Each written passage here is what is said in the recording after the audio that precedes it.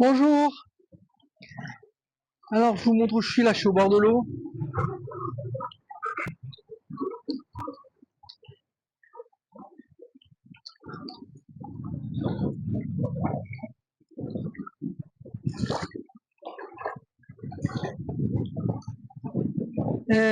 Donc aujourd'hui, je vais commencer une série de vidéos qui va parler euh, euh, des gens qui voudraient revenir en retraite, de l'intérêt de revenir en retraite en Côte d'Ivoire. Donc c'est certain que c'est une destination très très peu connue et je vais vous expliquer un petit peu euh, pourquoi ça peut être intéressant. Euh, J'avais déjà fait une vidéo sur les 11 raisons d'un échec d'un business en Côte d'Ivoire où j'expliquais que c'était très très difficile de faire des affaires rentables.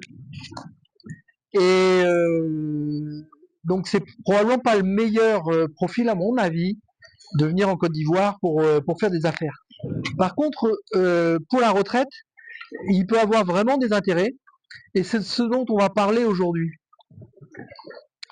Donc là, comme vous pouvez le voir, l'un des premiers intérêts, c'est qu'on peut avoir une plage privée euh, au bord de l'eau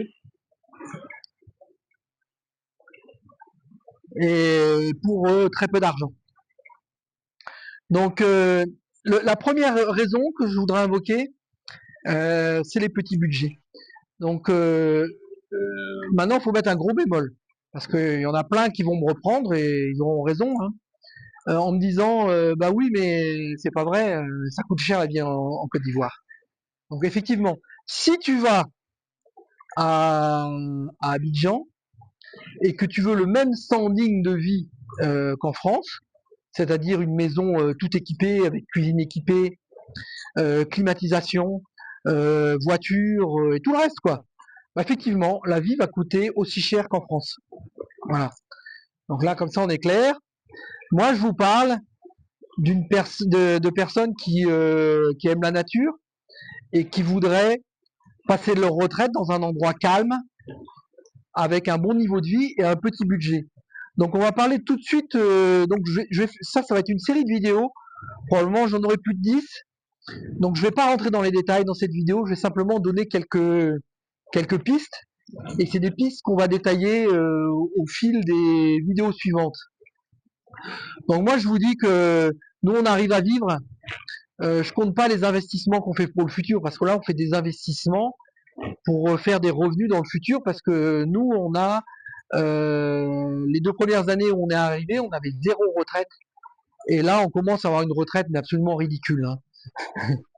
Absolument ridicule. Mais bon, donc il nous faudra, d'une manière ou d'une autre, il nous faut qu'on gagne de l'argent pour le futur.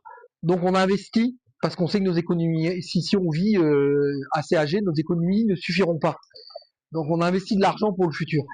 Si j'enlève tous ces investissements, je parle simplement du coût de la vie. Donc le coût de la vie, c'est quoi? C'est se loger, donc c'est l'électricité, l'eau, et je considère avoir une personne quasiment chaque jour avec toi pour t'aider dans tes tâches ménagères, la cuisine et le reste. Et donc là, on peut vivre, je dirais, en rural comme l'on fait nous, en tout cas on vit, hein, avec moins de 400 000 par mois. Donc 400 000 par mois, ça doit faire à peu près 600 euros. Donc, là, je mets la marge haute, hein. En vérité, on serait capable à 200, 300 000 en serrant un peu la ceinture. Là, je paye tout, hein. Je paye la moto, l'essence et tout le reste, hein. Et l'employé, on a quasiment une personne tous les jours ici pour nous aider, soit à faire la cuisine, soit à nettoyer le linge, soit faire des plantations. Donc ça, c'est la première raison que je voudrais invoquer. Et donc la deuxième, probablement, de laquelle je vais parler, c'est la nourriture. Donc ici, on peut avoir une nourriture de qualité parce qu'on mange la nourriture non transformée. Donc on peut manger facilement, trouver facilement de la nourriture que moi je me privais au Canada ou en France, hein. Par exemple, au Canada, je mangeais quasiment exclusivement que du poulet et des œufs parce que c'est ce qui était pas cher. Ici, je mange bon, du poulet aussi, mais énormément de poisson. Le kilo de poisson, il a 1500 francs le kilo, donc ça fait 2,50 € le kilo. Et le bœuf est à entre 3 et 4000 en fonction. 4000 c'est sans os et 3000 c'est avec des os. Donc 3000 francs au kilo, encore une fois, c'est 4,5 € le kilo de bœuf.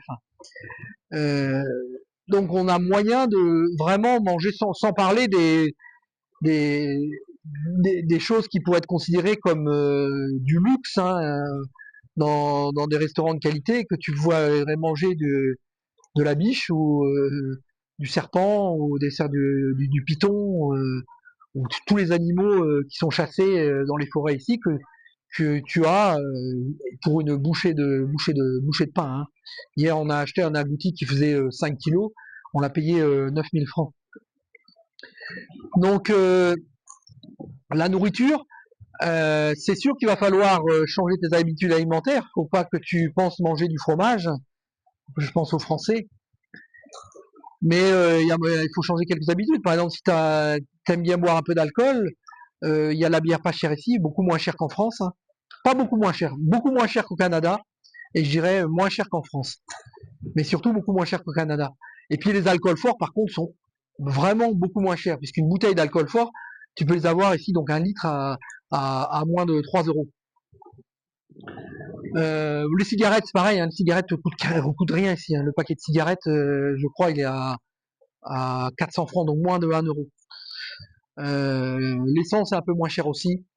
Bon, ben là, on n'est plus dans la gamme de la nourriture. Donc, restons dans la gamme déjà la cigarette, on n'est plus la nourriture. Mais bon, j'élargis, disons, au coût de la vie. Restons sur la nourriture. La nourriture, comme je vous dis, elle est, à partir du moment où on mange des produits locaux, pour 20 000 ou 30 000 francs par mois, par personne, on s'en sort très bien. Bon, donc l'autre élément que je voulais parler, donc j'en profite pour vous montrer un petit peu toujours la lagune, qui sont des conditions absolument magnifiques. Hein, mais ça c'est des cocotiers qui est à côté. Ici ça c'est des mirabelliers. Ici c'est des cocotiers qu'on a plantés.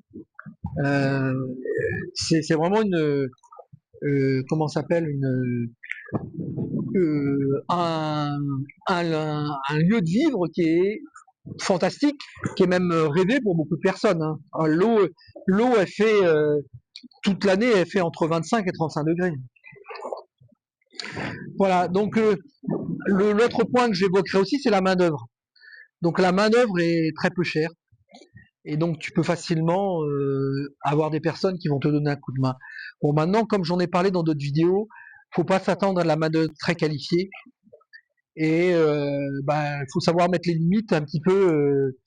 Savoir exactement quel travail tu veux faire, être capable de surveiller un petit peu, parce que les gens sont pas très bien formés et puis ils peuvent avoir tendance à essayer comme tout le monde. Hein, si on les laisse trop faire, le travail sera mal fait ou pas fait ou les deux quoi. Mais à partir du moment où on arrive à gérer bien ça, ce que nous on arrive à faire depuis 3 ans, je me rends compte c'est pas rentable d'acheter une machine à laver.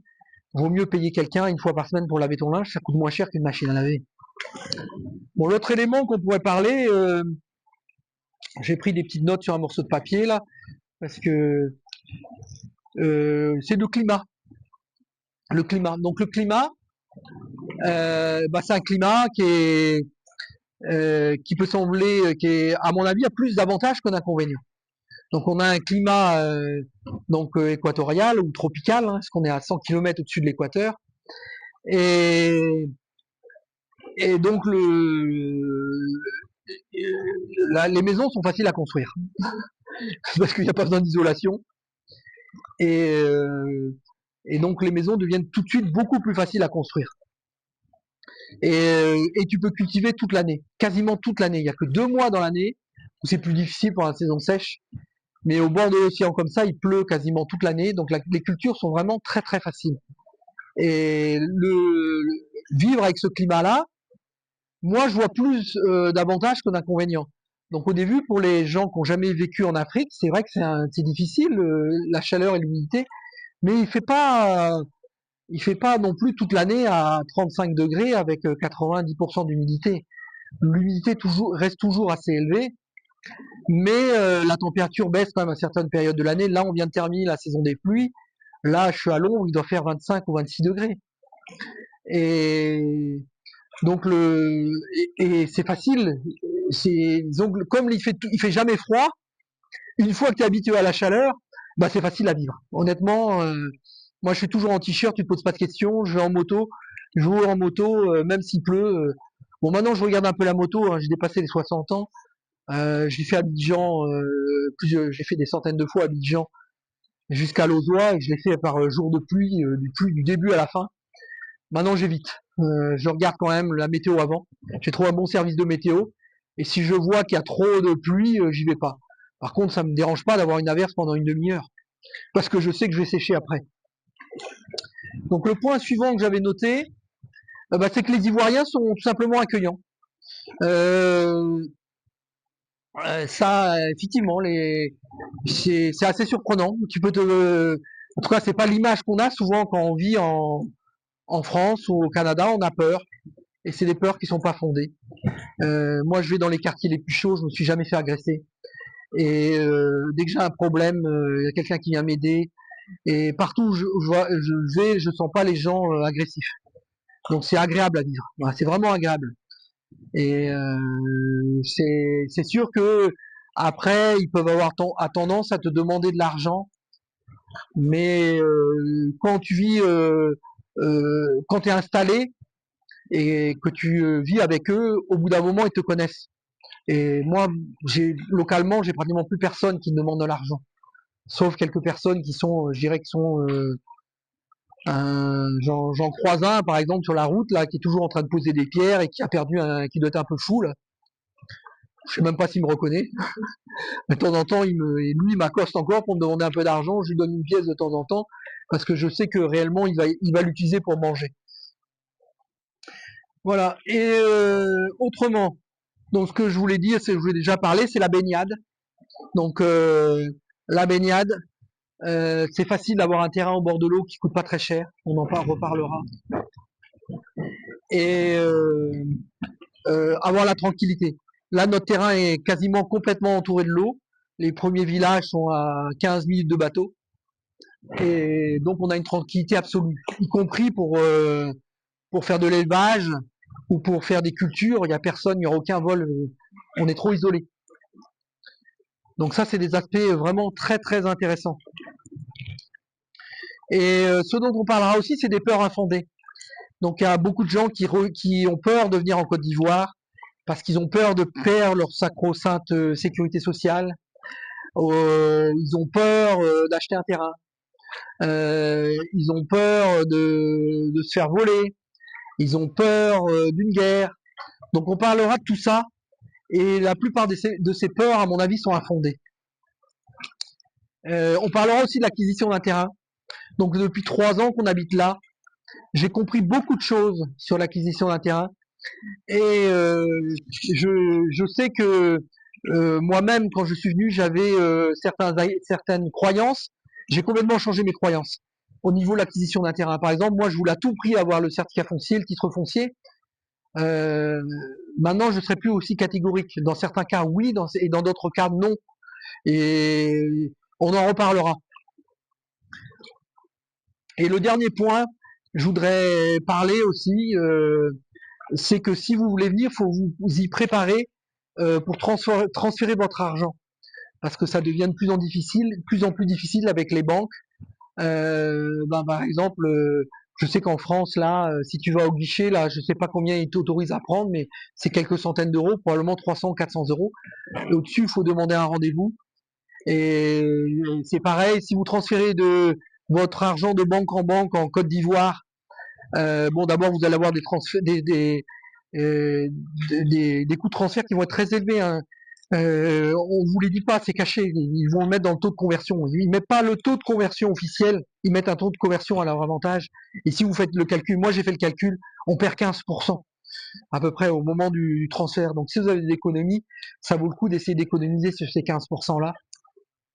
Et il faut s'y préparer souvent quelques années à l'avance parce que c'est de plus en plus difficile de transférer son argent. Donc on reparlera de tout ça. Et donc on va essayer de faire comment ça s'appelle, une série de vidéos sur ce sujet-là. Allez, à bientôt. Bonne journée.